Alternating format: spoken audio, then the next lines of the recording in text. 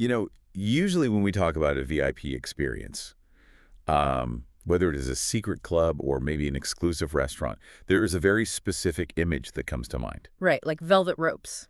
Exactly. Velvet ropes, maybe a very intimidating bouncer holding a clipboard, just standing in front of a heavy soundproof door. Yeah, there is something incredible on the other side, but they make it intentionally difficult to get in. Right.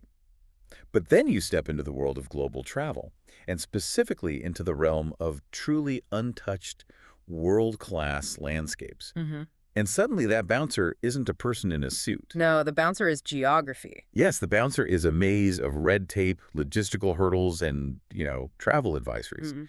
And nowhere on Earth is that geographical bouncer stricter or the VIP section more spectacular than the place we are exploring today. We're looking at the Simien Mountains of northern Ethiopia, commonly referred to as the Roof of Africa. And the exclusivity there is, well, it's entirely structural. We are working with a really fascinating stack of sources today. It is a comprehensive, brutally honest travel dossier. Brutally honest is right. Yeah, outlining the real on-the-ground logistics of visiting this UNESCO World Heritage Site in the 2026 and 2027 travel seasons. And it does not sugarcoat anything, not the costs, the scams, the physical toll, or even the geopolitical realities of navigating the Amhara region right now. So our mission today is to take all of that raw data and help you, the listener, figure out if the logistical complexities and the government travel advisories from multiple nations are actually worth it. Because on the other side of that velvet rope are once-in-a-lifetime wildlife encounters. Oh, absolutely. Sheer cliff drops of 1,500 meters and landscapes that just look like they belong on another planet. Let's explore this together. We really should establish just how significant this landscape is on a global scale first, because the dossier makes a compelling claim that the Simiens are possibly the most undervisited UNESCO World Heritage Site on the entire African continent. They were inscribed back in 1978. Wait, 1978? That is the very first year UNESCO started making the list, right? Exactly. They are in the original class. So alongside places like the Galapagos Islands, Yellowstone, the Pyramids of Giza. Yes, the heavy hitters. If it has that kind of pedigree, why is it so undervisited? Because my brain assumes anything with that label is just completely overrun with tour buses by now. Well, under normal circumstances, it definitely would be. The reason it remains so quiet is not the landscape itself, but the complex international image that Ethiopia carries right now in 2026. Right, the travel advice. Yeah, there are active travel advisories from Canada, Australia, and the UK. They have variations of, exercise a high degree of caution or avoid non-essential travel attached to specific regions of the country. Particularly the Amhara region, which is where the mountains are located. Precisely. That geopolitical reality acts as a massive filter. It creates an environment where casual tourists are immediately weeded out. Leaving only the most determined travelers. We're going to look closely at those advisories later and how to navigate them safely. But first, I really want to understand what is actually drawing those determined travelers in the first place. Let's look purely at the geology. Okay, let's do it. The dossier says the Simien Mountains are located about 100 kilometers north of the city of Gondar, covering 220 square kilometers of igneous basalt. Now, igneous basalt sounds incredibly ancient, but how exactly does a landscape end up with 1,500-meter sheer cliff drops? It requires millions of years of violent geological activity. It's just a little bit of violence. Just a bit, yeah. Followed by millions of years of relentless erosion. So roughly 25 million years ago, during the Oligocene epoch, this entire area was a massive dome of volcanic lava. Oh. We are talking about trapped basalt. Yeah. The layer upon layer of liquid rock pouring out and cooling over an enormous area, creating a plateau that was thousands of meters thick. So it started flat, with just a giant elevated parking lot of black rock. Essentially, yes. But then the Great Rift Valley began tearing the African continent apart. Right, tectonic shifting. Exactly. That tectonic shifting caused massive uplift, pushing this plateau even higher into the atmosphere. And once it was up there, the climate just took over. For millions of years, torrential rains and ice shattered and carved the rock. Water found weak points, creating streams that deepened into ravines. And those ravines eventually sheared off entirely. Right. The result is these dramatic vertical escarpments. You have sheer drops of 1,500 Oh, I meters. am trying to wrap my head around the scale of that. To put that in perspective, that is like stacking the Empire State Building on top of itself almost 4 times. That is insane. You walk to the edge of a cliff, and the ground just vanishes for a mile. And then you have a dozen peaks towering over 4,000 meters on top of that, culminating in Ras Dashen, which sits at 4,553 meters. That is the fifth highest peak in all of Africa. And here's the paradox that the dossier brings up, which I find so fascinating. You have this founding UNESCO site, this geological masterpiece, and the prices to experience it are just confusingly low. They really are. You can do this for anywhere between $30 a day for an absolute bare-bones backpacker, up to $280 or more for luxury. Round-trip flights from London are sitting at roughly $580. Well, the fee structure is heavily regulated by the Park Authority. That creates an artificial floor that keeps things incredibly accessible. Daily park entry is only about $10 to $15 per person. Plus the mandatory armed scout. Yes, you are legally required to hire an armed scout, which adds another $10 to $15 per day. A license guide is optional, but most people hire one, and that runs $15 to $25 per day. And you can share that across a group. Okay. Right. Exactly. The math on that is staggering.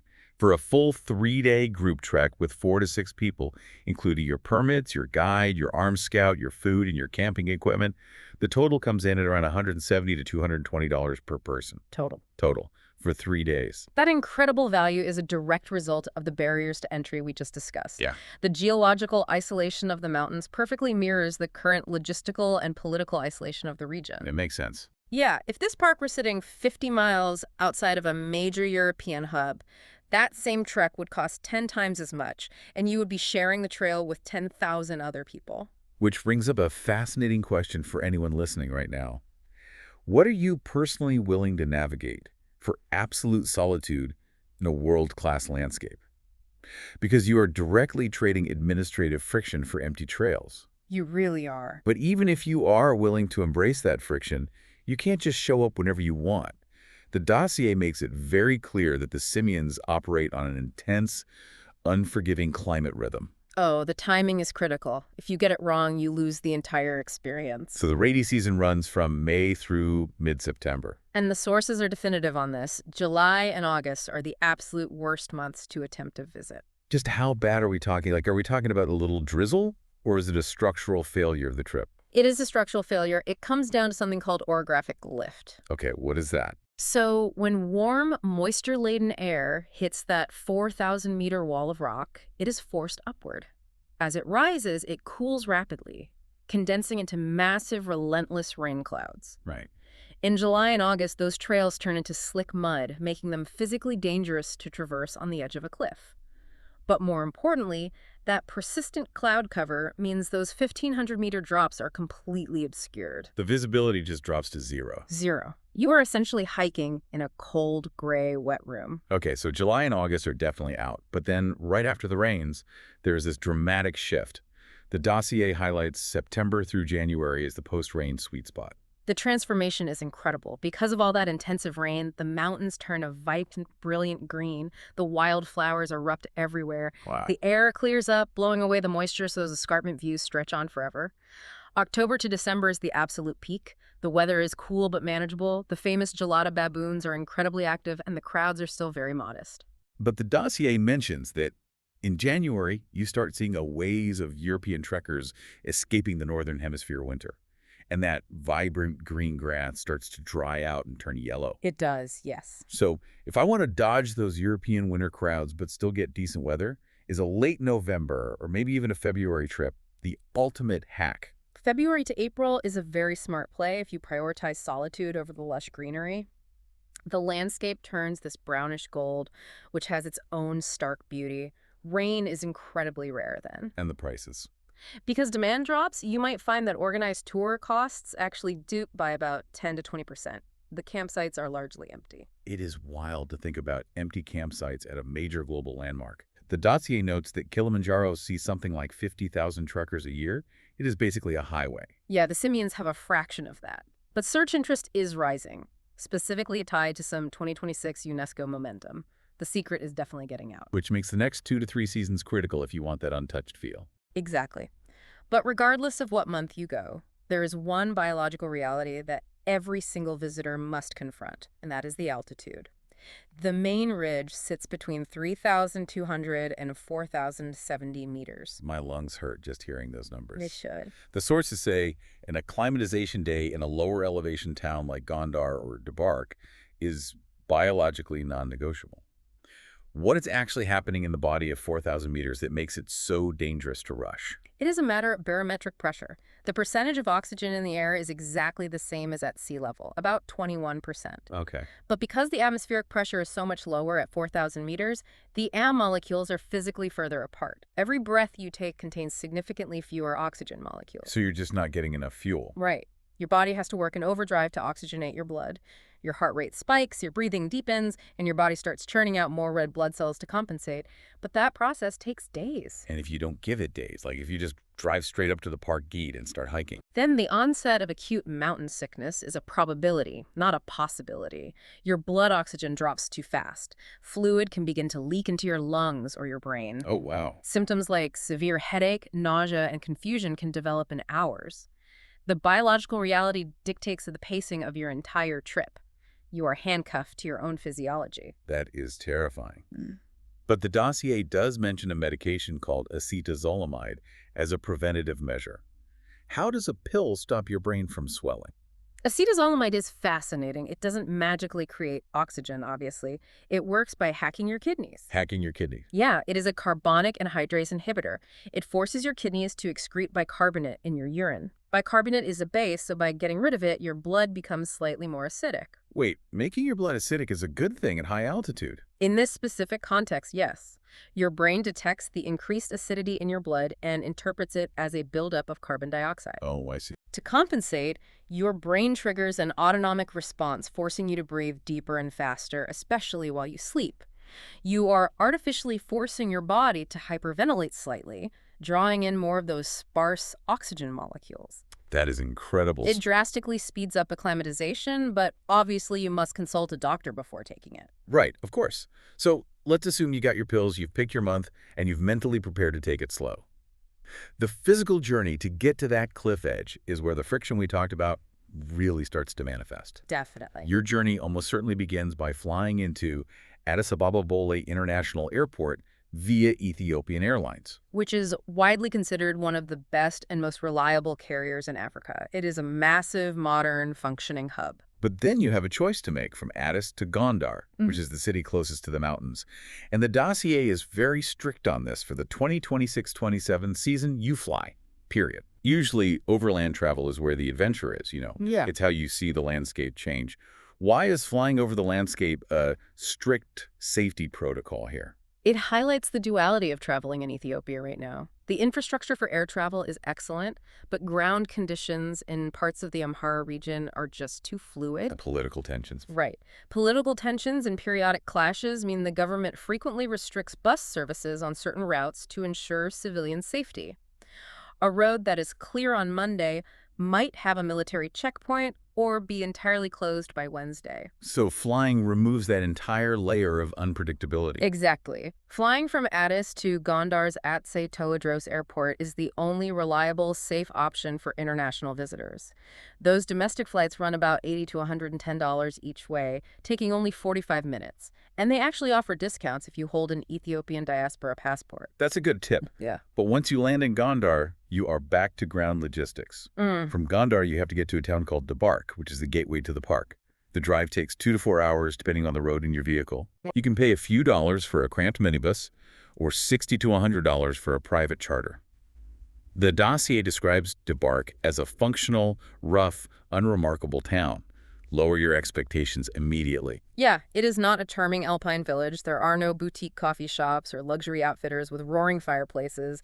It is dusty, it is loud, and it is strictly business. Right. It is an administrative choke point.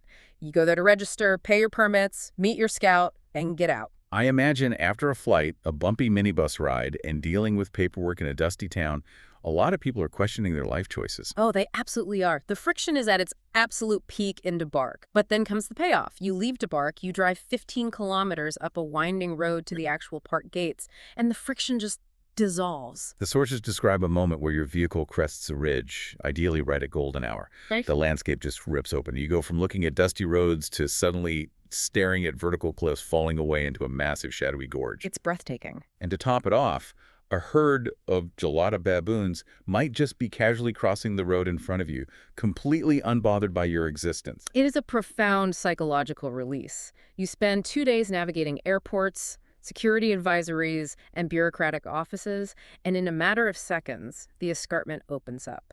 You realize instantly why you went through the trouble. Yeah, the contrast between the administrative headache and the sheer violent beauty of the geology is just staggering. Truly staggering. That brings us to a massive logistical question. You have made it to the ridge, the sun is setting, and at 4,000 meters, the temperature is about to plummet below freezing. Where do you actually sleep? Good question. The dossier breaks down accommodation into 4 distinct tiers. Let's start with the most accessible, the backpacker tier. Right. Because the park operates on a fixed route system along the escarpment, the infrastructure is highly regulated. The backpacker option utilizes community huts in camps like Sankober, Gitch, and Chanek, and they cost just $5 to $10 a night. When I hear the word hut at a UNESCO site in Africa, my brain immediately assumes a warm, breezy, thatched roof situation. But the dossier is incredibly specific about the cold. Oh, the term hut is doing a lot of heavy lifting here. These are basic stone or corrugated structures with bunk-style beds and very minimal facilities. They're designed to block the wind, but they offer zero insulation. Zero. None. And because you are at 4,000 meters, night temperatures frequently drop below freezing. A high-quality sleeping bag, rated to at least -5 degrees Celsius, is an absolute non-negotiable survival item. You're paying for a roof, not warmth. So you are bringing serious sub-zero alpine gear to Africa. Yes. Okay, if you step up to the mid-range tier, this is mostly relevant for your days before and after the trek, right? Yeah. In Gondar, you have places like the Inn of the Four Sisters running $60 to $80 a night. In Tabark, the Tihe Zalik Hotel is your best bet for $25 to $40. Right, but once you are on the actual trek, most international visitors fall into the upper mid-range category. This is the guided camp tour. You pay $50 to $80 per person per night. So for a full 3-day trek, you are looking at $170 to $280 total. And what does that $80 a night actually buy you compared to the freezing $5 hut? It buys you a complete ecosystem of support. It provides a heavy canvas tent, a cook, your transfers from Gondar, your guide, and your arm scout. They carry the heavy gear on mules, they set up the camp before you arrive, and they boil water for you to wash with. That sounds amazing after a long hike. It is. You don't have to navigate the permit bureaucracy alone in Tabark, and you don't have to carry a massive sub-zero sleeping bag across international borders. It is the absolute sweet spot of value. But if you want to skip the tents entirely, there is the luxury tier. Lumalimo Lodge is the flagship here, sitting right on the edge of the escarpment just outside the park boundary. Yeah. It is $280 to $350 per room per night, and that includes all meals. And if you factor in a transfer from Gondar for another $100, a couple staying for 3 nights and doing some guided trekking is looking at about $1,100 to $1,200. There are also fully structured itineraries, like an 8-night trip with villageways that run about $1,500 per person and cover everything from Addis Ababa through the mountains and back. The accommodation spectrum literally spans from bring your own sub-zero survival gear so you don't freeze to death, all the way to drinking fine wine on a precipice at Limalimo. It really does. But here's my favorite observation from the dossier. The view is democratic, but the insulation is capitalist. I love that framing. It's so true. Because everyone is forced to follow the exact same contours of the escarpment, the experience of the landscape is totally equalized. Yeah. The billionaire at Limalimo and the backpacker in the $5 stone hut are breathing the same thin air, looking at the exact same 25-million-year-old basalt cliffs and watching the same Gelada baboons. The only difference is the layer of canvas, concrete, or luxury linens separating you from the elements when the sun goes down. Exactly. You can't buy a better sunset, just a better mattress. Now, regardless of where you sleep, trekking at 4,000 meters burns an insane amount of calories. Your body is working overtime just to exist. How are people feeding themselves up there? Well, if you are on one of those upper mid-range organized tours, your cook is focused purely on thermal energy. You are getting carb-heavy, highly functional meals designed to keep your internal furnace burning. We're talking pasta, lentils. Yep, pasta, thick lentil stews, scrambled eggs, rice, flatbread. It is generous and it is warm, but it is not hot cuisine. The dossier does note that you can actually buy a beer at most of these high-altitude camps for under $2. You can. I have to imagine that after hiking 10 miles at 12,000 feet, a $2 local beer tastes like absolute liquid gold. Undoubtedly. But the real culinary magic, the stuff that people write home about, happens in the city of Gondar before you head up the mountain. The food scene there represents some of the best value anywhere on the continent. The prices just stop you in your tracks. A massive, authentic Ethiopian meal, like a huge platter of fresh injera bread loaded with wats, runs about 200 to 300 Ethiopian birr at a local spot. At current exchange rates, that is $1.50 to $2.20 in US dollars. We really should unpack what that meal actually is, because injera is entirely unique to this region. It is a flatbread made from teff, which is an ancient grain native to Ethiopia. Okay. But it is not just mixed and baked, it's fermented over several days, similar to a sourdough starter. That fermentation gives it a highly distinct spongy texture and a sour, tangy flavor. And it essentially acts as your plate and your utensils, right? Yes, a massive circle of injera is laid out, and then various wats, which are incredibly rich, slow-cooked, heavily spiced stews made of lentils, chickpeas, or meats, are dolloped right on top of the bread. Mm. You tear off pieces of the injera with your right hand and use it to scoop up the stews. The sourness of the bread perfectly cuts through the intense heat and richness of the wats. A completely immersive, world-class feast for under $2. That might be the single best return on investment we've ever seen in a travel dossier. It's amazing. Even if you go to a mid-range restaurant in Gondar aimed at tourists, a full main course is only $4 to $9. But there's a massive caveat for trekkers. Buy your snacks in Gondar. This is a crucial logistical point. While the meals in Gondar are amazing, once you leave the city limits and hit Debark, the grocery options thin out to almost nothing. If you want energy bars, nuts, or dried fruit for the trail, you must source them in Gondar. Right. And food here isn't just about calories, it is deeply tied to the culture. The dossier emphasizes that the Amhara people of northern Ethiopia are deeply conservative, highly religious Ethiopian Orthodox Christians. Yes. It is a culture built on profound historic traditions of hospitality, and the etiquette is vital. You are stepping into a society with rules that have been respected for centuries. You must dress modestly, especially in towns. You must remove your shoes before entering someone's home or a church. I won the coffee. Yes. And perhaps most importantly, if you are invited to a buna, which is the traditional Ethiopian coffee ceremony, you sit down and accept it. The coffee ceremony comes up in almost every piece of literature about Ethiopia. It's not just grabbing an espresso to go. Not at all. It is a deeply embedded social ritual. It takes time. The hostess will take raw green coffee beans and roast them in a flat pan over a charcoal brazier right in front of you. Oh, that must smell amazing. The room fills with the intense smell of roasting coffee and often frankincense. Once the beans are dark and oily, they are ground by hand and brewed in a traditional clay pot called a jabina. And there's a specific way you have to drink it, right? It comes in stages. Yes, the coffee is poured in 3 distinct rounds. The first round, called Abel, is the strongest. The second is Tona, and the third, which is considered a blessing, is Baraka. Refusing the coffee or rushing the ceremony is considered highly impolite. It is a moment of connection.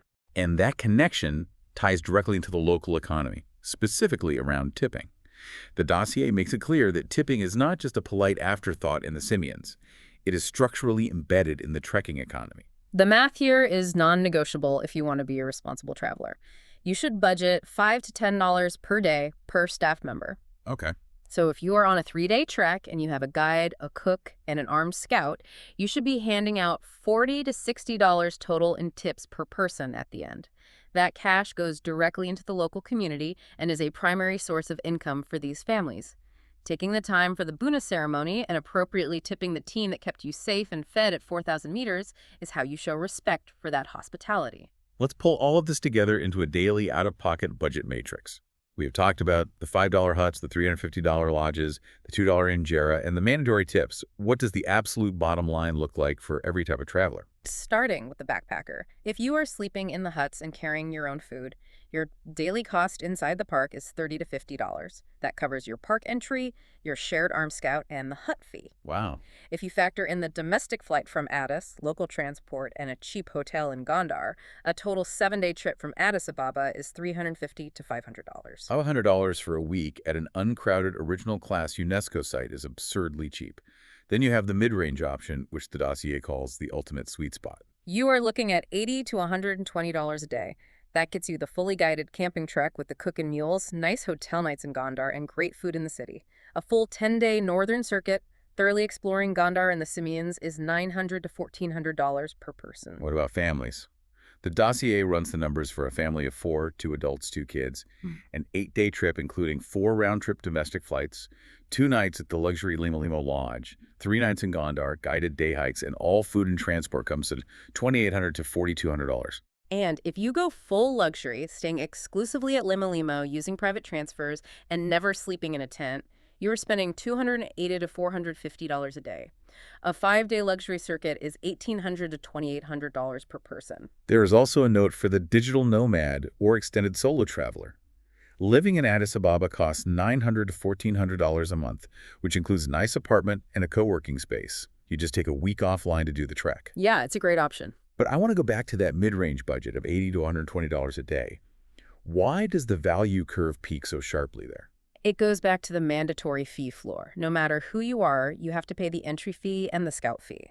That creates a baseline cost.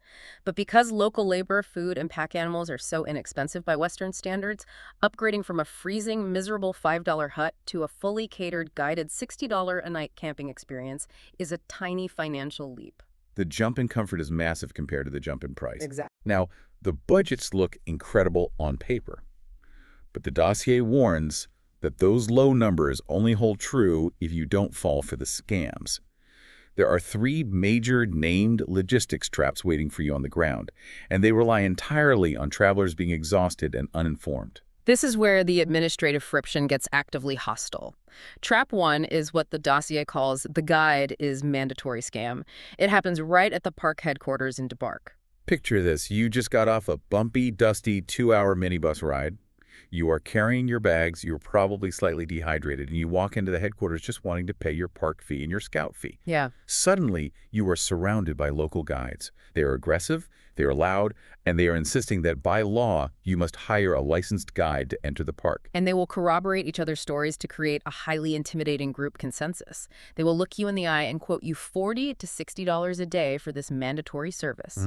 Solo travelers get targeted incredibly hard here because the guides know that for one person, the cost difference between going independent and just buying a full tour is small, so they apply intense pressure to force the upgrade. But the dossier is clear. It is a complete fabrication. Entirely. The only mandatory human requirement by law is the armed scout. A licensed guide, while highly recommended for their local knowledge and translation skills, is legally optional. You are entitled to trek independently with just the scout. So how do you beat the trap? Knowledge is your only defense against information asymmetry. Hold your ground, smile, be polite, but state firmly that you know the regulations. If you actually want a guide, you negotiate right there at the gate for the real localized rate, which is $15 to $25 a day. Do not accept the $60 extortion quote. Right. Okay. Trap 2 happens at the exact opposite end of the trail. It is the taxi monopoly at Chenek. Chenek is the standard endpoint for the 3 or 4 day routes. You're exhausted, your legs are jelly, you haven't showered in days, and you have a 5 to 6 hour drive back to civilization in Gondar. And waiting for you in the dirt lot is a loose cartel of taxi drivers. A ride that should cost $30 to $50 is suddenly being quoted at $80 to $120. The drivers rely entirely on your physical exhaustion. They will tell you there is no other way back, pay up, or sleep in the dirt. How do they get away with that? Are there really no other options? The truth is, local buses do exist, but their timing is erratic and unreliable. If you finish your trek at 3 p.m. and the last bus left at noon, you are basically held hostage by the taxis.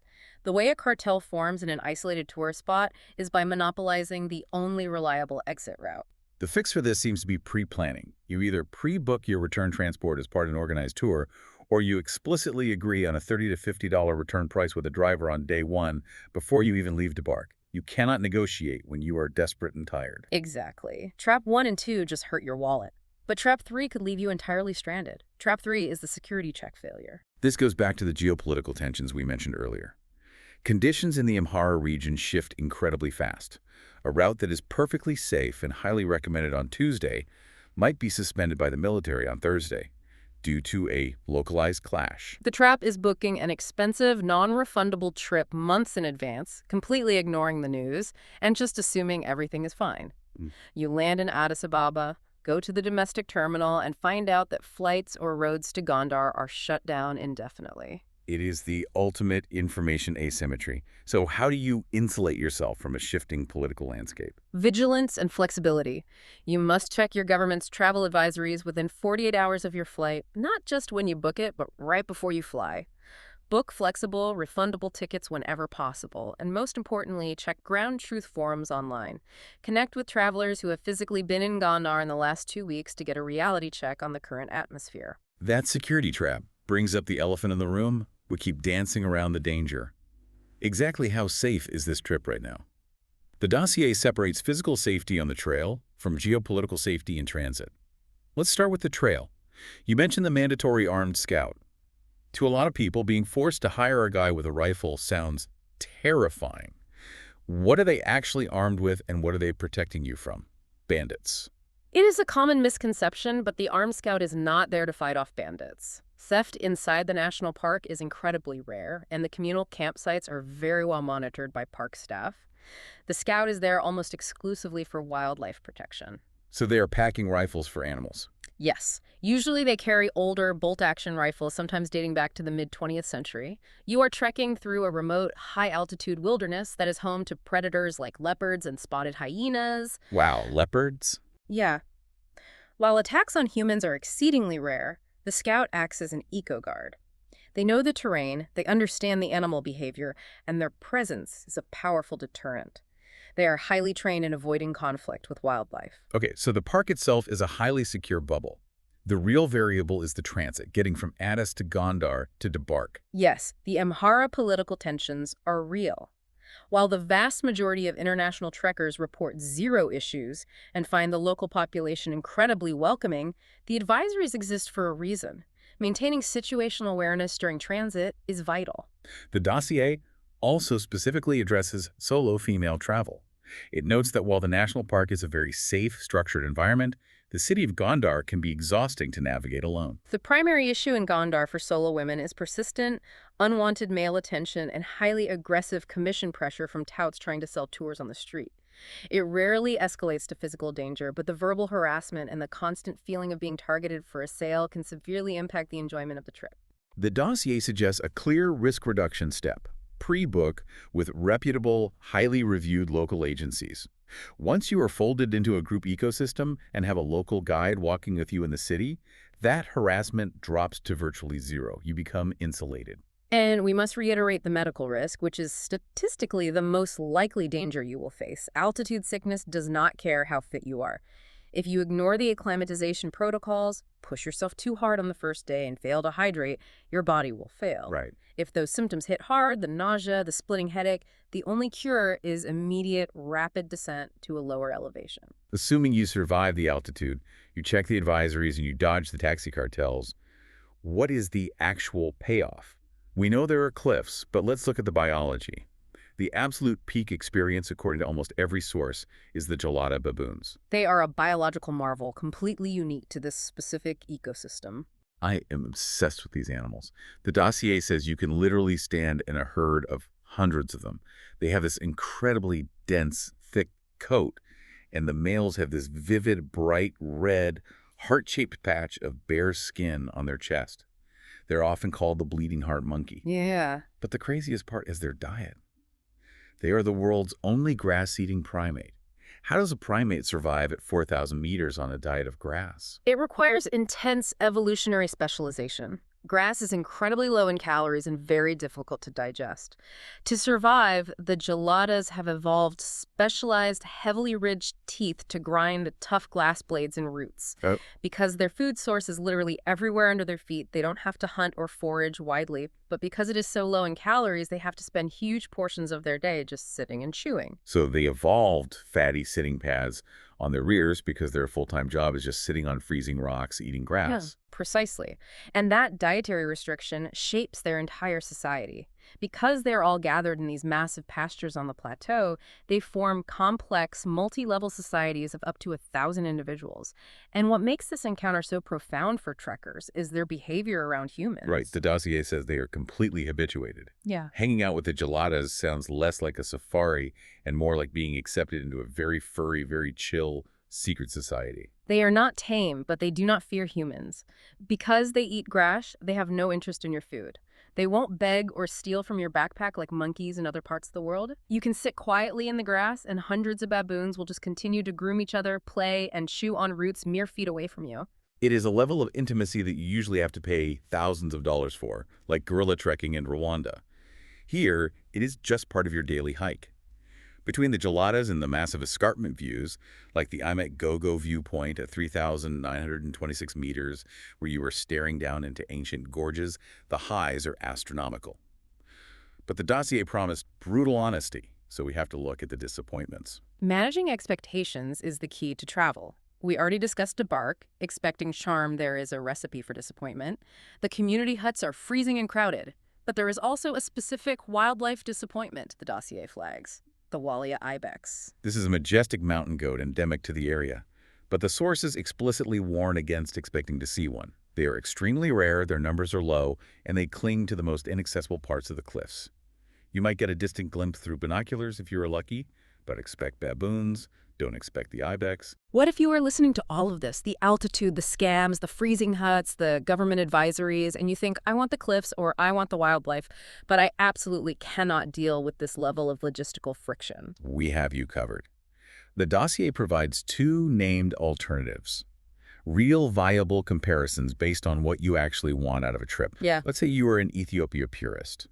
You want the highlands, you want the culture, you want the injera, but you want easier logistics and less political tension. Your alternative is the Bale Mountains National Park in southeastern Ethiopia. It is about 400 kilometers from Addis Ababa, but the roads are much better and generally free of the political friction found in the Amhara region. Costs are similar, around $40 to $120 a day. You have the Sindeti Plateau, which also sits at 4,000 meters. The wildlife trade-off is fascinating. You lose the massive herds of Gelada baboons, but Bale is the absolute best place on earth to see the Ethiopian wolf. The Ethiopian wolf is Africa's most endangered carnivore. They are incredibly rare, but on the Sindeti Plateau in Bale, sightings are highly reliable because they hunt rodents in the open alpine brush. Plus, Bale has superior mid-range infrastructure like the Bale Mountain Lodge, which is easier to access than Limo in the Simiens. Now, what if you are a landscape purist? You don't care about Ethiopia specifically. You just want to stand on top of a 25-million-year-old basalt cliff and look down 1,000 meters into a gorge. Then you completely bypass East Africa and head south to the Drakensberg Mountains in South Africa, specifically the KwaZulu-Natal region. Geologically, it is nearly identical to the Simiens. You have ancient basalt plateaus and vertiginous, sheer cliffs. The Royal Natal National Park runs $40 to $80 a night. The massive difference is the infrastructure. South Africa has a highly developed tourist infrastructure. You can fly into Johannesburg easily, rent a car, and drive there on paved highways. There are no mandatory armed escorts, no complex permit haggling in dusty gateway towns, and a wide range of comfortable accommodation. But the trade-off is the biology. While the Drakensberg is stunning, you won't find the endemic primates or the wolves. It really is about identifying what kind of friction you are willing to tolerate. Are you willing to endure logistical friction for unique endemic wildlife? Or do you want a smooth, highly structured trip with slightly less unique biology? Which brings us to the ultimate matrix, the final verdict for you, the listener. Based on your travel style, is the roof of Africa actually worth it? Let's run down the final verdicts based on the dossier. For the backpacker, yes. Assuming you do serious, real-time security prep and bring the right thermal gear, it is unmatched value. $150 to $250 for 3 to 4 days of world-class landscape is unbeatable globally. For the mid-range traveler, yes. This is the ultimate sweet spot. For $900 to $1,400, you get a 5 to 7 day world-class adventure that is cheaper, far less crowded, and arguably more unique than climbing Kilimanjaro. For the family, it is strictly conditional. Children must be over 12 years old due to the severe, unpredictable risks of altitude sickness. You need to base yourselves at a secure lodge like Limo and do day hikes. Do not drag an 8-year-old on a multi-day 4,000-meter camping trek. For the luxury traveler, yes. Paying $280 to $350 a night at Limo gives you a level of exclusivity and dramatic isolation that would cost thousands of dollars a night in places like Rwanda or Botswana. And finally, for the digital nomad, possible. Living in Addis Ababa is a great, affordable base, but do not plan to work from the mountain. treat the Simiens as a strict offline detox. If we synthesize everything we have explored today, the geology, the biology, the politics, and the scams, the central theme is unmistakable. The value of the Simien Mountains is intrinsically tied to its difficulty. The administrative headaches, the bumpy roads, the intense altitude, these are the exact mechanisms that preserve its magic. If it were easy to get to, it would be ruined by crowds. The bouncer at the door is doing his job. The friction is a feature, not a bug. Exactly. Which leads me to the thought I want you, the listener, to ponder today. If a landscape this profound, a place with 1,500-meter drops and thousands of bleeding heart monkeys, remains largely empty, merely because of a few bureaucratic hurdles, a dusty gateway town, and logistical friction, it makes you wonder what other world-class wonders are hiding out there right now, just waiting for the travelers willing to take a slightly more complicated bus ride. Thanks for joining us on this deep dive. Keep exploring, everyone.